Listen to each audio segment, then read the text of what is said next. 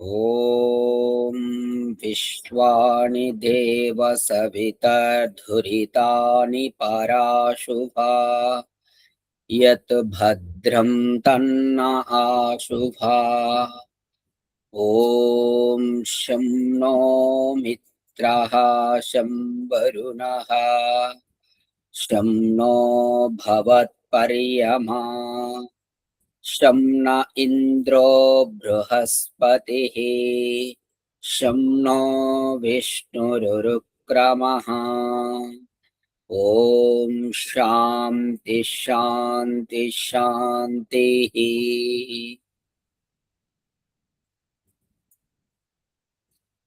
ఈ యొక్క ఆధ్యాత్మిక సత్సంగానికి వచ్చినటువంటి భక్తులందరికీ హృదయపూర్వకంగా నమస్తే.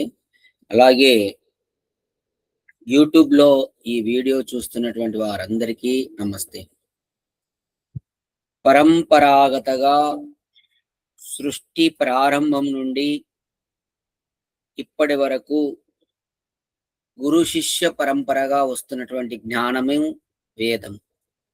ఇందులో భ్రమలు గాని భ్రాంతి గాని అసత్యము గాని ఉండదు, సత్యం ఉంటుంది వేదంలో. అందుకే మన ప్రాచీన మహర్షులందరూ కూడా వేదాన్ని ఆధారంగా చేసుకొని జీవిస్తూ వాళ్ళ యొక్క జీవితాన్ని తరింప చేసుకున్నారు. అటువంటిదే వేదం. అయితే వేదాలు చదువుకొని జీవన్ముక్తులైనటువంటి మహర్షులు ఉపనిషత్తులు రాశారు. అంటే సామాన్య మనుషులు, బుద్ధి తక్కువ వారు, కొంచెము మేధస్సు తక్కువ ఉన్నటువంటి వారు, వీళ్ళందరూ కూడా భగవంతుని తెలుసుకోవాలి అనేటటువంటి సంకల్పంతో ఉపనిషత్తులు సరళంగా, అందరూ వేదాలు చదవలేరు కదా, కనీసం ఉపనిషత్తులన్నా చదువుకొని భగవంతుని తెలుసుకుంటారు. ఆ తర్వాత వేదాలు చదువుకుంటారు. ఉపనిషత్తులు చదివిన తర్వాత వేదాలు ఈజీగా అర్థమవుతాయమ్మా, అందరు గుర్తుపెట్టుకోండి. ఇవన్నీ ముందు చదవలసినటువంటి గ్రంథాలు. వేదము చిట్ట చివరగా చదవాలి.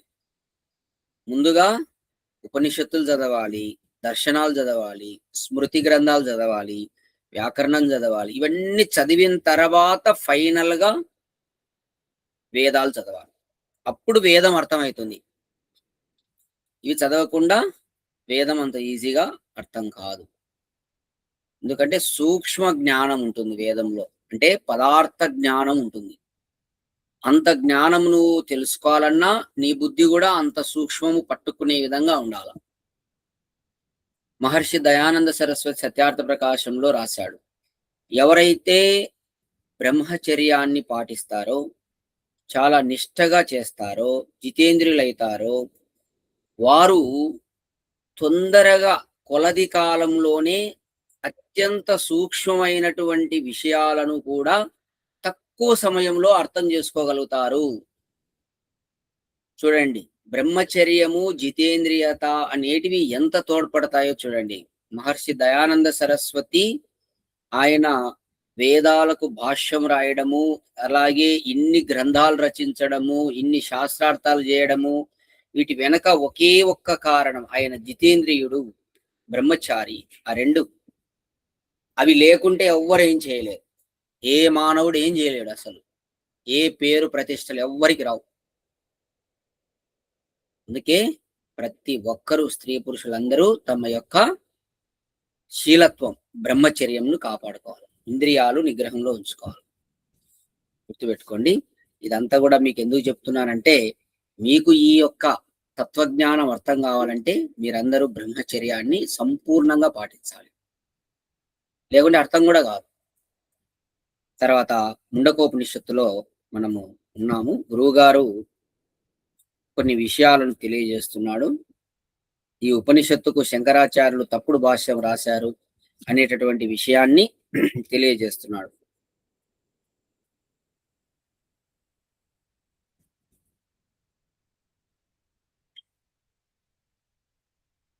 ఈరోజు మనం ఎంతవరకు వచ్చాము? నిన్న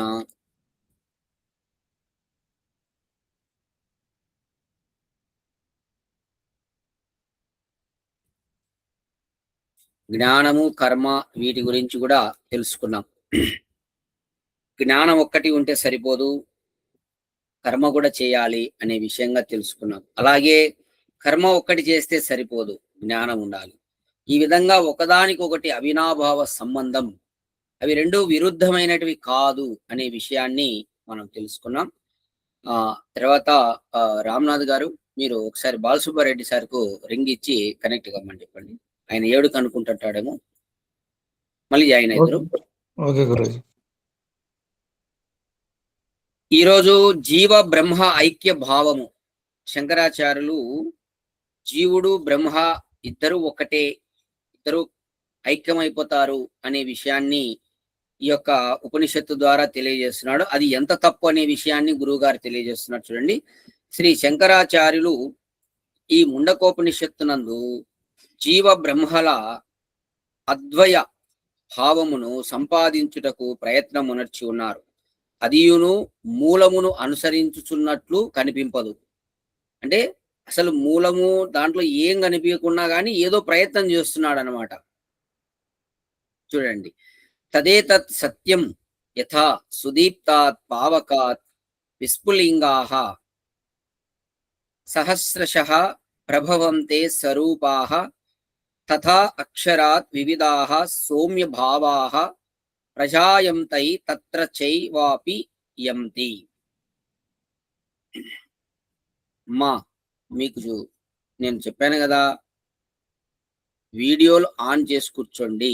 ఎవరైనా సరే మన గూగుల్ మీట్లో వీడియోలు ఖచ్చితంగా ఆన్ చేసి కూర్చోవాలి.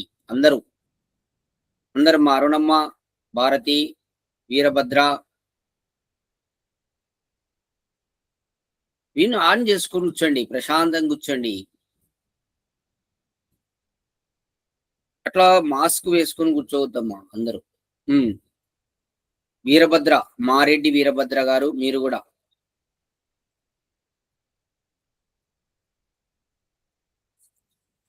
చూడండి. ఇక్కడ ఏం చెప్తున్నాడంటే, ప్రజ్వలితమగు అగ్ని నుండి సమాన రూపములు గల విస్ఫులింగములు, నిప్పు కణములు అనేకములు పుట్టుచున్నవి. అట్లనే అక్షరము నుండి వివిధ భావములు పుట్టి దాని అందే లీనమగుచున్నవి. చూడండి, శంకరాచార్యులు ఏం చెప్తున్నాడంటే, ఎంత అంటే మనుషులను ఎంత భ్రమింపజేస్తాడో చూడండి. ఇక్కడ అగ్ని, ప్రజ్వలితమైన అగ్ని నుండి నిప్పురవ్వలన్నీ బయటికి వస్తాయి కదా, నిప్పురవ్వలు పుడతాయి కదా. అట్లనే బ్రహ్మము నుండి ఈ జీవులన్నీ పుట్టాయి అని చెప్తున్నాడు. మళ్ళీ అవి నిప్పురవ్వలన్నీ మళ్ళీ ఎక్కడ కలుస్తాయి? మళ్ళీ అగ్నిలోనే కలుస్తాయి. అట్లనే ఈ బ్రహ్మము నుండి జీవులన్నీ పుట్టి ఆ జీవులు మళ్ళీ బ్రహ్మంలోనే ఐక్యమవుతాయి. అంటే ఇది ఎవరైనా సామాన్య మనుషుడు నిజమే అనుకుంటాడు. ఎందుకంటే ఉపమానం చాలా చక్కగా చూపిస్తున్నాడు. చూడండి, ఇట్లాంటి లీలలు చాలా చాలా చేస్తాడు శంకరాచార్యులు.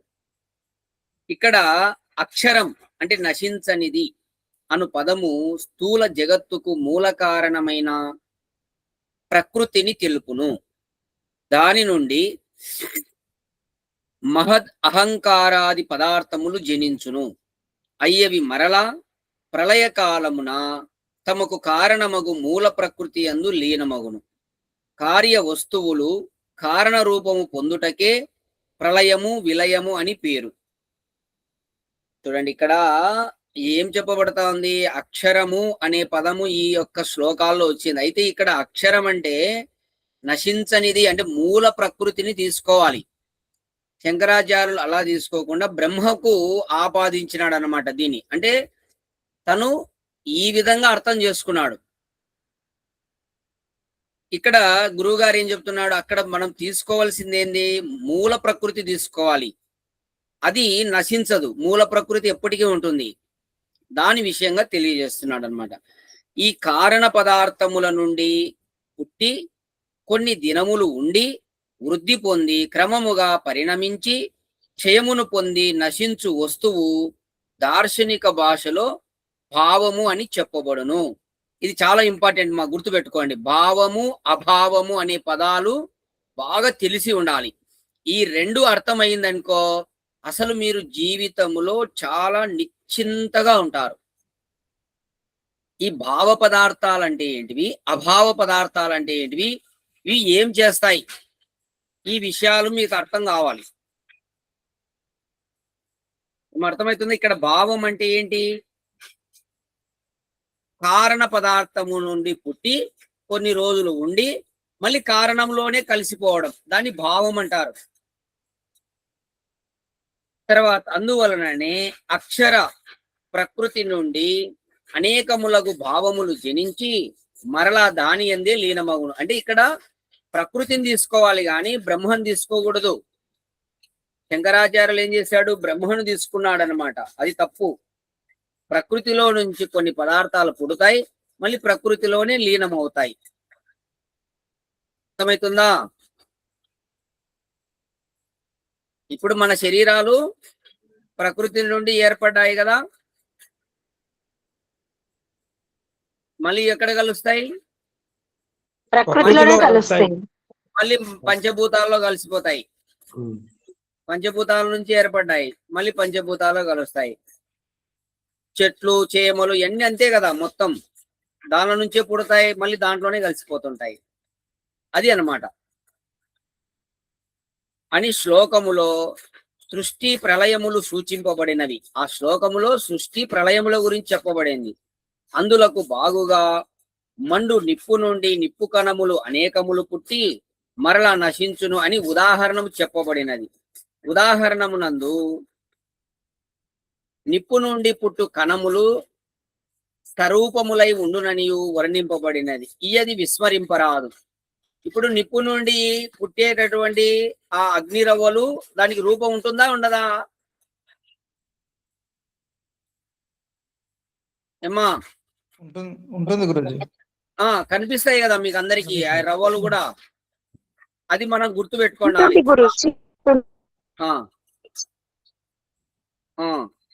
కారణ వస్తువుల నుండి ఏర్పడు కార్య వస్తువులు కారణ సమాన రూపులు, అంటే కారణ గుణములు కలవిగా ఉండును. అంటే ఇక్కడ ఏం చెప్తున్నాడు, ఏదైనా ఒక కారణం చేత ఏర్పడినటువంటి కార్యములో ఆ కారణంలో ఏ గుణాలు ఉంటాయో అవి కార్యంలో ఉంటాయి. అర్థమవుతుందా? ఇది చాలా ఇంపార్టెంట్. అంటే కారణం అంటే ఏంటి, కార్యం అంటే ఏంటి అనేది మనకి అర్థం కావాలి స్పష్టంగా. ఏమో అర్థమవుతుందా? ఇప్పుడు కారణ రూపంలో ఉన్నటువంటి, అంటే కారణం అంటే ఏంది, ఒక పదార్థం తయారవడానికి మూల పదార్థాన్ని కారణం అంటారు. ఆ మూల పదార్థము నుండి ఏర్పడినప్పుడు ఈ కార్యములో ఆ మూల పదార్థంలో ఏ గుణాలు ఉంటాయో ఈ కార్యంలో అవి ఉంటాయి. ఏం బాలసుబ్బారెడ్డి సార్ మాస్క్ వేసుకొని కూర్చున్నారు, బుర్కా ధరించారే, ఇప్పటి నుంచి మిమ్మల్ని బుర్కా ధరించారంటుంటా, మీ ఇష్టంగా. గురుజీ బుర్కా వేసుకున్నారే, ఎవరు గురుజీ? మాస్క్ పెట్టుకున్నారంటే వీడియో ఆఫ్ లో ఉంది. Okay no problem. సరే ప్రొద్దుటూరు హాస్పిటల్కి వచ్చిన గురుజీ. ఓకే డన్ రైట్ మా. చూడండి పాపం ఎన్ని కష్టాలు ఉన్నా కానీ సత్సంగంలో అయితే పాల్గొన్నాడు. ఇది మీకు ఇప్పుడు కొంచెం కష్టంగానే అనిపిస్తుంది మా. ఇప్పుడు కొంచెం కష్టంగానే, ఎన్నో పనులు ఉంటాయి అయినా కానీ కష్టంగా ఉంటుంది. కానీ దీని ఎఫెక్ట్ తర్వాత మీకు తెలుస్తుంది, ఆహా ఎంత అద్భుతం అని. ఇక్కడ అదే విషయాన్ని కనాద మహర్షి చూడు ఏం చెప్తున్నాడంటే, సర్వతంత్ర సిద్ధాంతం అంటున్నాడు. అనువాద ప్రతిపాదకుడగు కనాద మహర్షి తన వైశేషిక దర్శనంలో ఏం చెప్తున్నాడంటే, కారణ గుణపూర్వక కార్యగుణాహ అంటున్నాడు. అంటే కార్య వస్తువుల యందలి గుణములు వానికి ఉపాదాన కారణమైన వస్తువు నుండి కలుగును. అర్థమవుతుందా? ఈ కార్యములో ఏ గుణాలైతే ఉంటాయో అవి దానికి ఉపాదాన కారణం, అంటే మూల కారణంలో ఉండే గుణాలే ఉంటాయి కార్యంలో, లేకుంటే వేరేవేమి ఉండవు, ఆ వస్తువు నుంచే కలుగుతాయి అని సూత్రార్థము. ఉపాదాన కారణము కార్యములలో సారూప్యం ఉండుననుట పదార్థ విజ్ఞానవేత్తలు ఎల్లరూ అంగీకరించురు.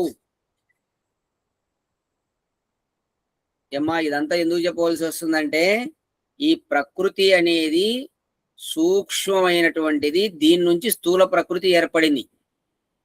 అట్లనే ఇప్పుడు ఇదంతా ఏమనుకుంటున్నారు ఈ శంకరాచార్యులు, ఇదంతా బ్రహ్మ అంటున్నాడు, అంతా బ్రహ్మమే. అటువంటప్పుడు ఈ బ్రహ్మలో ఏ గుణాలు ఉంటాయో అవి ఇక్కడ కష్టంగా కనపడాలా ఈ ప్రకృతిలో, అవి ఉండవు. ఎందుకు ఉండవు? అతను చెప్పే తప్పుడు సిద్ధాంతం. ఇప్పుడు అదే గిన మనము సూక్ష్మ ప్రకృతి తీసుకుంటే దాని నుంచి ఏర్పడింది కాబట్టి స్థూల ప్రకృతి, ఈ స్థూల ప్రకృతిలో ఉన్నటువంటి గుణాలు సూక్ష్మ ప్రకృతిలో ఉంటాయి. మీరు చూసుకోండి కావాలంటే, పరిశోధన చేసి. ఆల్రెడీ ఋషులు పరిశోధన చేసి దీన్ని నిర్ధారణ చేశారు. మూల ప్రకృతిలో ఏ గుణాలు ఉంటాయో కార్యంలో అవే ఉంటాయి అని స్పష్టంగా కనాద మహర్షి చెప్పాడు. రెండిటిలో సారూప్యం ఉంటుంది, భేదం ఉండదు. రామచంద్రాయుడు అర్థమవుతుందా? అర్థమవుతుంది గురూజీ. ఏదైనా అర్థం కాకుంటే అడగండి. ఈ కార్యము కార్య సాధనం అనేది ఈ సత్యార్థ ప్రకాశంలో 8వ సముల్లాసంలో వచ్చింది. సరే, మళ్ళా ఇప్పుడు నేటి వైజ్ఞానిక పరీక్షణలన్నీ ఈ సూత్రమును పాటించియే జరుగుతున్నవి. చూడండి, ఈ రోజు కూడా వైజ్ఞానిక పరిశోధనలన్నీ కూడా ఇదే సూత్రాన్ని అనుసరించి జరుగుతున్నాయని చెప్తున్నాడు. కానీ శంకరాచార్యులు పై మంత్రముల యందలి అక్షర పదమును పరబ్రహ్మవాచకముగా ఎంచి దాని నుండి జీవులు జాగతిక పదార్థములు అన్నీ జనించి మరలా ఆ పరబ్రహ్మమునందే లీనమగును. ఒక్కటి మిస్టేక్ చూడండి, చిన్న పొరపాటు చేసినందుకు ఎంత పెద్ద మిస్టేక్ జరిగిందో చూడండి. ఏం చేశాడు? అక్షరం అనే చోట ప్రకృతిని తీసుకోకుండా బ్రహ్మం తీసుకున్నాడు. అన్ని బ్రహ్మ నుండే పుట్టినాయి, బ్రహ్మ నుండే వచ్చాయి, బ్రహ్మలోనే కలుస్తాయి. అయిపోయా, సర్వనాశనం అయిపోయింది. తథా ఉక్త లక్షణాత్ అక్షరాత్ వివిధ నానా దేహోపాధి భేద అను విధీయమాన్వతాత్ వివిధా హే స్యోమ భావాః జీవ ఆకాశదివత్ ఘటాది పరిచ్ఛిన్నాః సుషిరభేద ఘటాది ఉపాధి ప్రభేద మను భవంతి. అంటే ఈ సూత్రము పూర్వము వర్ణింపబడిన లక్షణములు గల అక్షరము నుండి నానా విధములకు దేహములనడి ఉపాధి భేదముల అను విధీయమాన మగుట వలన వివిధ జీవులు కలుగును. ఘటాది ఉపాధి భేదమును అనుసరించి ఘటాది పరిచ్ఛిన్నములకు ఆకాశాది ఛిద్రభేదముల వలె కలుగును. ఇక్కడ శంకరులు అక్షర పదముచే నాశరహితమైన వ్యాపక బ్రహ్మతత్వమును, భావపదముచే జీవులను గ్రహించి ఉన్నారు. నానా విధములకు ఘటములలో ఉండు ఆకాశము ఆయా ఘటాదుల ఆకాశమును అనుసరించి భిన్న భిన్న కారకములు కలది అగునట్లు వ్యాపక బ్రహ్మము కూడా దేహములనటి ఉపాధి భేదమును బట్టి వివిధ జీవరూపములు కలది అగుచు అని శంకరుల అభిప్రాయపడుచున్నారు. కావున జీవ బ్రహ్మములు భిన్నులు కారు అని వారి భావం. చూడండి, ఈ విధంగా ఏం చేశాడు? అక్షరం అనే పదానికి, అక్షరం అంటే యాక్చువల్గా నాశనం లేనిదని ఓకే, అయితే ప్రకృతి నాశనం లేనిదే, జీవుడు నాశనం లేనివాడే, పరమాత్మ నాశనం లేని. అది ఏ సందర్భంలో దేనికి అన్వయించుకోవాలో తెలిసి ఉండాలి కదా. అన్ని చోట్ల బ్రహ్మనే అన్వయిస్తే ఎట్లా?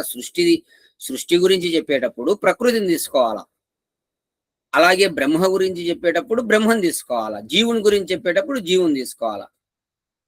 ఇక్కడ జరిగిన పొరపాటు ఇది. పురుష ఏ వేదం విశ్వం కర్మ తపో బ్రహ్మ పరామృతం అను ఈ వాక్యమునకు భాష్యము రాయుచు శంకరులు ఏవం పురుషాత్ సర్వవిధం సంప్రూతసం అతో వాచారంభనం వికారో నామధేయం అనృతం పురుష ఇత్యేవ సత్యం అతః పురుష ఏ వేదం విశ్వం సర్వం నా విశ్వం నామ పురుషాత్ కించి అన్యదస్తి. అంటే ఏం చెప్తున్నాడంటే దీనికి తెలుగులో చూడండి, పురుషుని నుండి ఇదంతయు ఉత్పన్నమైనది. శంకరాచార్యులు చెప్తున్నాడు అంటే బ్రహ్మం నుంచే ఇదంతా ఉత్పన్నమైంది అంటున్నాడు. కావున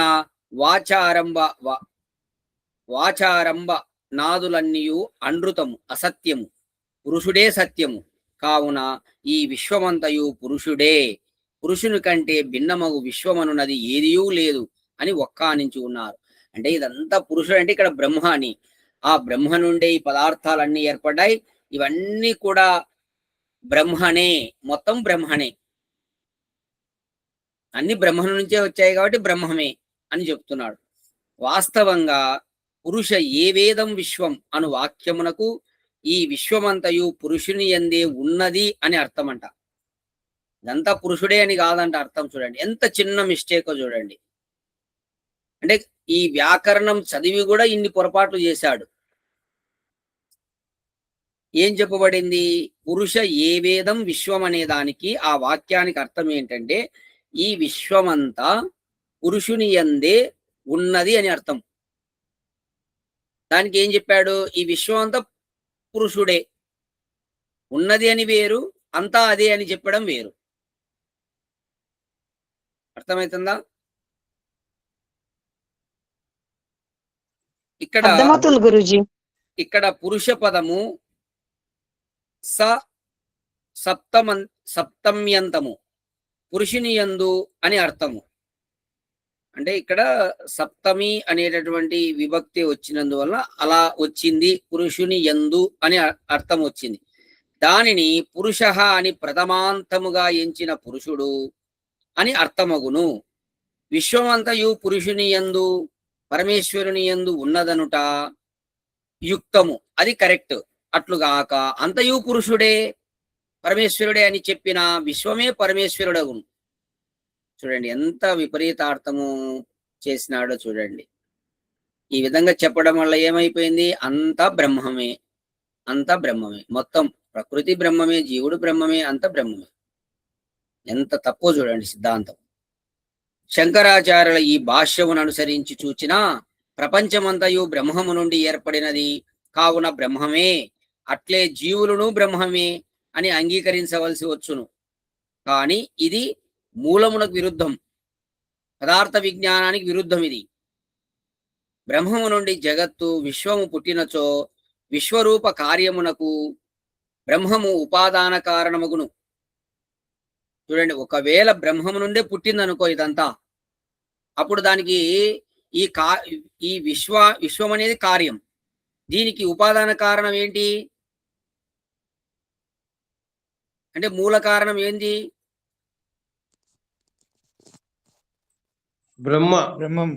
బ్రహ్మమే కదా. ఇది బ్రహ్మ నుంచి పుట్టినప్పుడు బ్రహ్మమే అవుతుంది. అప్పుడు ఉపాదాన కారణ లక్షణాలు, గుణములు కార్యమునందు ఉండాలి. అర్థమవుతుందా? ఇప్పుడు బ్రహ్మ చేతనం, ఈ ప్రకృతి చేతనమా?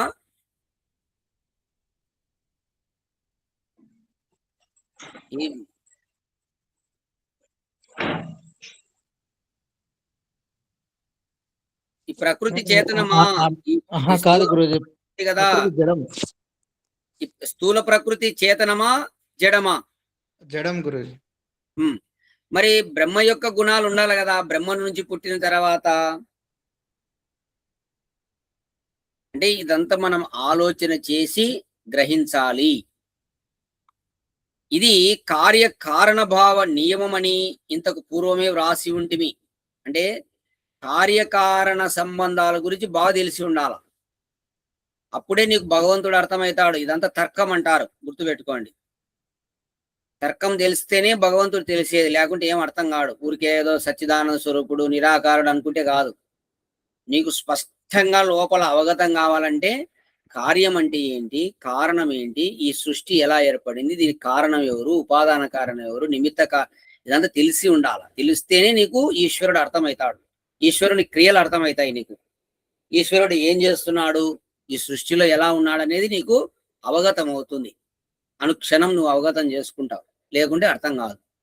ఊరికి ఏదో బట్టి కొట్టినట్టు నిరాకారుడు సచిదానంద స్వరూపుడు ఇదేంత కాదు, అట ఏం నీకు అర్థం కాదు. ఇది తెలిసి ఉండాలి. ఇట్లా ఈ కార్యకారణ సంబంధాల గురించి బాగా తెలుసుకోండాలి. ఏమో అర్థమవుతుందా?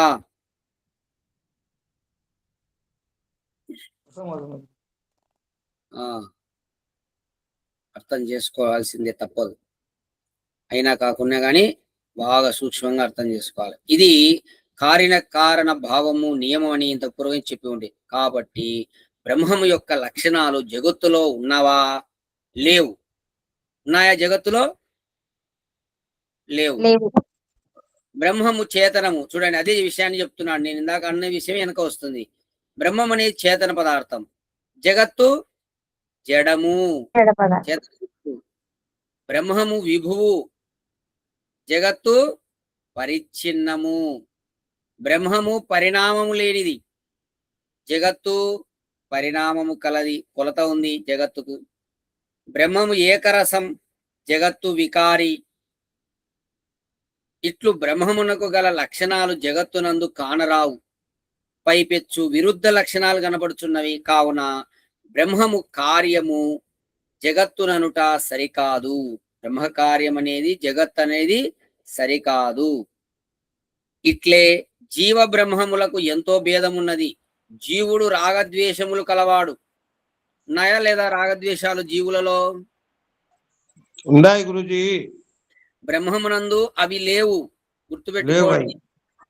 బ్రహ్మముకు రాగద్వేషాలు లేవు. బ్రహ్మం అంటే ఇక్కడ దేవుడని, పరమాత్మని. ఎక్కువ ఉపనిషత్తుల్లో బ్రహ్మ అనే పదాన్ని ఉపయోగిస్తారు. గొప్పవాడు కాబట్టి ఆ పదం ఉపయోగిస్తారు. బ్రహ్మ బ్రహ్మ అని అంటారు. ఉపనిషత్తుల ఋషులందరూ ఎక్కువ పదం బ్రహ్మను వాడుతుంటారు. బ్రహ్మ తర్వాత వాళ్ళు పరమేశ్వరుడు వాడుతుంటారు పదాలు. పరమాత్మను ఈ విధంగా సంబోధన చేస్తుంటారు. మహర్షి దయానంద సరస్వతి అనేక చోట్ల పరమేశ్వరుడు అంటాడు. పరమ ఐశ్వర్యవంతుడు కాబట్టి పరమాత్మను పరమేశ్వరుడు అనే నామంతో సంబోధన చేస్తుంటాడు ఋషి ఎక్కువ ఆ పదంతో. పరమేశ్వరుడు అంటే వెంటనే ఈ పౌరాణికులు ఏం చేస్తారంటే ఆ మెడలో పాము, శివుడు అట్లా అనుకుంటారు పరమేశ్వరుడు అంటే. అది కాదు. చూడండి, బ్రహ్మము సర్వజ్ఞము. బ్రహ్మము సర్వజ్ఞము. జీవుడు సర్వజ్ఞమా? కాదు గురుజీ, అల్పజ్ఞుడు. అల్పజ్ఞుడు జీవుడు. అరుణమ్మ గారు ఏకదేశి అనొద్దు. ఏకదేశి అంటే ఇది ఏకదేశి అనాలి. అవును గురుజీ. బ్రహ్మము సర్వవ్యాపకం అని చెప్పినప్పుడు జీవుడు గురించి చెప్తే అప్పుడు ఏకదేశి అనాలి. ఏకదేశి అనాలి. అదే సర్వాంతర్యామి అన్నప్పుడు ఏకదేశి రావాలి. సర్వజ్ఞుడు అన్నప్పుడు సర్వజ్ఞుడు అన్నప్పుడు జీవుడు అల్పజ్ఞుడు అని చెప్పాలి. అప్పుడు దాని సందర్భం అది. తర్వాత బ్రహ్మము నిత్యముక్తము. చూడండి, బ్రహ్మము నిత్యము ముక్తమే, ఎప్పుడు ముక్తమే. ముక్తం అంటే ఏంది? విడుదల, బంధనంలో ఉండదు. బ్రహ్మము ఎప్పుడూ విడుదలలోనే ఉంటుంది. శరీర బంధనము లేనిది. జీవుడు అట్లుగాక శరీర బద్ధుడగుచుండును. ఈ శరీరం అనేది బంధనం. చూడండి, గుర్తుపెట్టుకోండి అందరికీ. పరమాత్మకు ఈ శరీర బంధనం లేదు. ఆయన నిత్యముక్తుడు. అదే అన్నమాట. నిత్యముక్తుడు అంటే శరీర బంధనం లేనివాడని. ఎవరో సుయి అంటాను చూడండి. శ్రీనివాస ఆచార్య గారు మ్యూట్లో పెట్టండి. సరే అండి. కావున బ్రహ్మము నుండి జీవులను కలగరు. ఈ జీవులన్నీ బ్రహ్మము నుంచి పుట్టినాయని చాలా మంది అనుకుంటారండి. పొరపాటు. జీవులు నిత్యులు. ఎవరి నుంచి పుట్టరా ఇవి? దానికి కారణం లేదు. జీవులకు కారణం లేదు. జీవులకు జీవులే కారణం, అంతే. అవి నిత్య పదార్థములు. జీవులంటే ఇప్పుడు మన శరీరంలో ఉండే ఆత్మలు నిత్యం. అవి ఎప్పటికీ ఉంటాయి, అంతే. ఈ శరీరం పోతే ఇంకోటి, ఇంకోటి పోతే ఇంకోటి.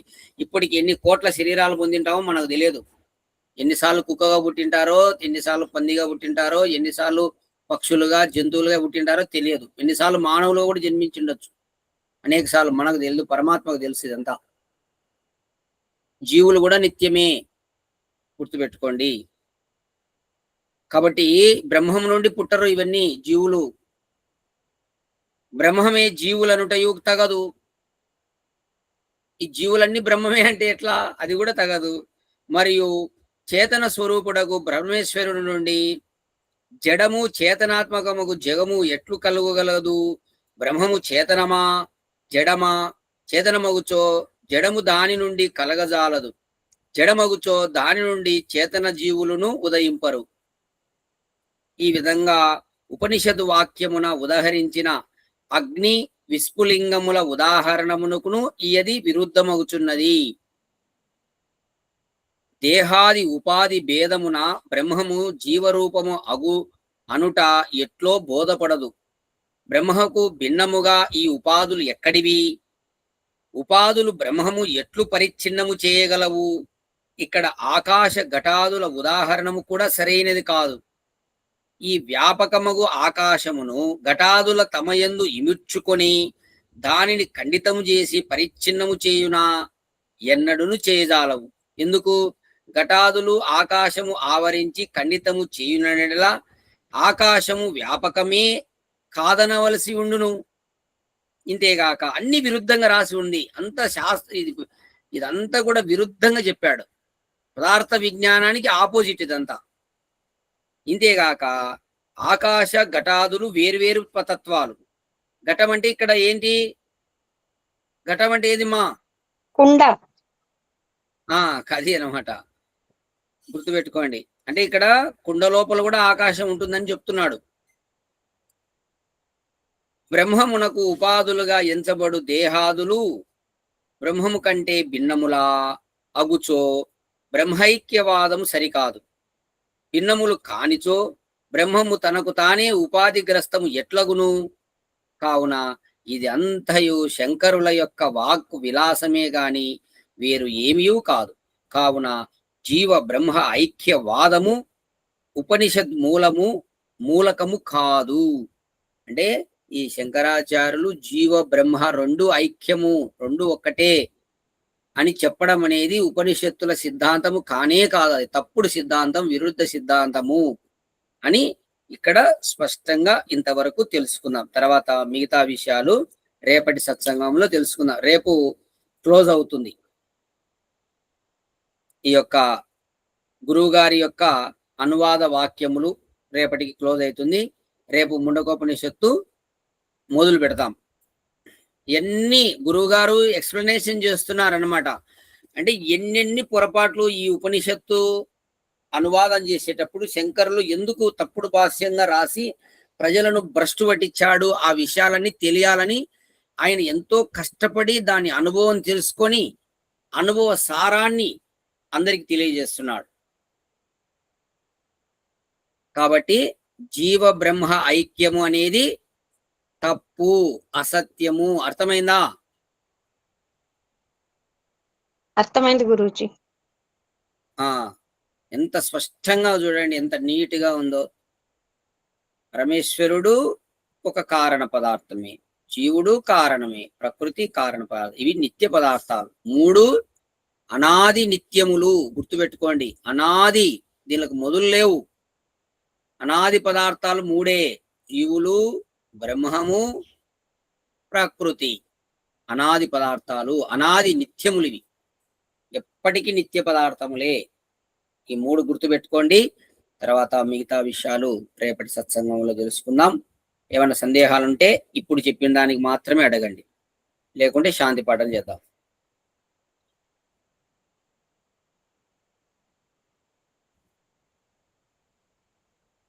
ఏమ్మా, చెప్పిన విషయాలు అర్థమైనాయి కదా అందరికీ? గురూజీ, ముక్తుడు అంటే ఇప్పుడు చెప్పింది మళ్ళీ ఒకసారి చెప్పండి. ముక్తుడు, ముక్తుడు అంటే బంధనములు లేనివాడు. బంధన. ఇందులో గాయత్రి మంత్రంలో అర్థం కూడా వస్తుంది కదా గురూజీ, శుద్ధ బుద్ధ ముక్త స్వభావుడని. బుద్ధుడు అంటే ఆచార్య ముఖ్యంగా ముక్తుడు అమ్మా వినుమా, ముఖ్యంగా ముక్తుడు అంటే బంధనం లేనివాడే ముక్తుడని దాని అర్థం. ఆయన ఎప్పుడు బంధనములో పడడు, నిత్యముక్తుడు అన్నమాట. ఎప్పుడు బంధనములు ఉండవు పరమేశ్వరునికి. ముక్తుడు అంటే బంధనంలో లేనివాడు, జీవులు మాత్రమే బంధనంలో ఉంటాయని ఇప్పుడు చెప్పారు గురుజీ, అర్థమైంది. ముక్తుడు అంటే శుద్ధ బుద్ధ ముక్త స్వభావుడు అనేది గాయత్రి మంత్రంలో అర్థం ఉంది. అవును, కానీ అదొక్కటే అడిగాను గురుజీ. బుద్ధుడు అదే మా అక్కడ కూడా ఇదే అర్థమే. అక్కడ కూడా అదేనా? ఓకే ఓకే, అర్థం కాలేదు గురుజీ, నాకు వినపడలే. అక్కడ కూడా ఏంటంటే నిత్యము ఎల్లప్పుడూ శుద్ధ స్వరూపమే పరమాత్మది. ఎప్పుడు స్వరూపం శుద్ధంగా ఉంటుంది పరమాత్మది, మలినం కాదు అది. ఈరోజు మేము ఉదయం చెప్పుకున్నాం నిత్య శుద్ధుడని. పరమేశ్వరుని నామము నిత్య శుద్ధ అని వచ్చింది. దాంట్లోనే ఈ ముక్త అనేది అంటే ఎప్పుడు బంధనంలో పడడు పరమేశ్వరుడు. బంధనమే లేదు ఆయనకు.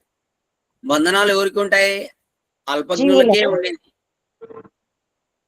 సర్వజ్ఞులకు బంధనం ఉంటుందా? ఉండదు. మనం కూడా బంధన విముక్తులం కావచ్చు. దానికోసమే కదా ఈ ప్రయత్నం. భగవద్గీతలో శ్రీకృష్ణ భగవానుడు అదే చెప్పింది. కర్మ బంధనంలో పడకుండా ఉండే ఉపాయం ఒకటే ఒకటి, కర్మయోగి కావడం. అంతే. కర్మయోగి అయితే కర్మ బంధనంలో పడడు. బంధనం లేకుంటే ముక్తే. అంతే. మనం కర్మ చేసి కూడా కర్మ బంధనంలో పడకుండా చేయాలి. ఆ టెక్నికల్ తెలిసి ఉండాలి. కర్మ చేయకుండా మళ్ళీ మోక్షం కూడా రాదు. కర్మ చేయాలి. కర్మ సన్యాసం అంటే ఏంటి? కర్మఫల త్యాగం చేయడమే కర్మ సన్యాసం. నిష్కామ కర్మలు చేస్తూ ఉండాలి కదా గురూజీ. నిస్వార్థ బుద్ధి ఎప్పుడు వస్తుంది చెప్పండి? నీకో ప్రశ్నమ్మా. ఇప్పుడు మనిషి నిస్వార్థపరుడు ఎప్పుడవుతాడు చెప్పండి? సత్యాచరణ ధర్మాచరణ చేస్తూ ఆ విధంగా సాధన. అట్లా కాదమ్మా. క్వశ్చన్ బాగా అర్థం చేసుకోండి. నిస్వార్థపరుడుగా జీవించాలంటే అతనికి ఏమి తెలిసి ఉండాలి? తను చేసే కర్మ యొక్క ఫలితాన్ని ఆశించకుండా ఉండాలి. సరే, ఆశించకుండా ఉండాలంటే అతను ముందు స్థితి ఎలా ఉండాలి? ముక్తుడై ఉండాలి సార్. ముక్తి పొందిన వాడై ఉండాలి సార్. బాగా వినమ్మా. ఇప్పుడు ఒక మనిషి స్వార్థపరుడు నిస్వార్థపరుడు రెండే ఉండేది. నిస్వార్థపరుడుగా ఉండాలంటే అతనికి ఏం తెలిసి ఉండాలి? స్వచ్ఛమైన జ్ఞానం తెలిసి ధర్మం ఉండాలి తెలిసి అని ఉండాలి అనుకుంటున్నాను. సార్. ధర్మం తెలిసి ఉండాలి. చూడండి, దీనికి ఉపాయం ఏంటంటే ఈశావాస్య ఉపనిషత్తులో మొదటి మంత్రం భగవంతుడు చెప్పినాడు. తేన తెక్తేన భుంజీతాహ. ఇదంతా పరమేశ్వరునిదే అని ఎవడైతే తెలుసుకుంటాడో అతనే నిస్వార్థపరుడవుతాడు. తేన తెక్తేన భుంజీతాహ. ఇదంతా భగవంతునిది, మంది కాదు.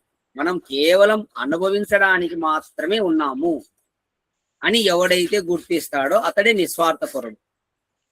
గుర్తుపెట్టుకోండి. ఇది నాది అనుకుంటే అక్కడ స్వార్థం. అంతే. ఈ విశ్వమంతా ఈశ్వరునిది. ఈశావాస్యమిదం సర్వం. భగవంతుని ఇదంతా. అందుకే మనం ఏం చేయాలి? మనకి ఎంత అవసరమో అంత తీసుకోవాలి. అధికంగా తిన్నే ఆయాసం వస్తుంది కదా. అంతే. డబ్బు కూడా అంతే, పదార్థాలు కూడా అంతే, అన్నీ అంతే. మనం కేవలం భోక్తలమే, అనుభవించడానికే ఉండేది. ఇది మాది, ఇది నాది అనుకుంటే అయిపోయా. అర్థమైంది అందరికీ? ఇప్పుడు మీకు నిస్వార్థ పరులు కావడానికి ఇదే ఉపాయం. తేన తెక్తేన భుంజీతాహ. మనం కేవలం ఈ పదార్థాలు అనుభవించుకోవాలి. మరి ఎక్కువ కూడా కాదు. మనకి ఎంత అవసరం అంత అనుభవించుకోవాలి. అది కూడా ఎట్లా? త్యాగభావంతో అనుభవించాలంట. త్యాగం అంటే ఏంటి? వైరాగ్యం. అందరు గుర్తుపెట్టుకోండి. త్యాగం అంటే వైరాగ్య భావంతో ఈ పదార్థాలను అనుభవించుకోవాలి. అప్పుడు నువ్వు నిస్వార్థపరునిగా జీవిస్తావు. ఏమా అందరు అర్థమైందా? రైట్. కళ్ళు మూసుకోండి. శాంతి పాఠం.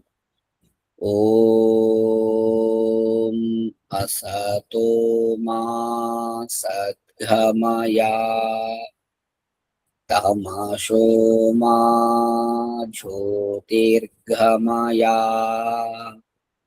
మృత్యోర్మా మృతంగమయా.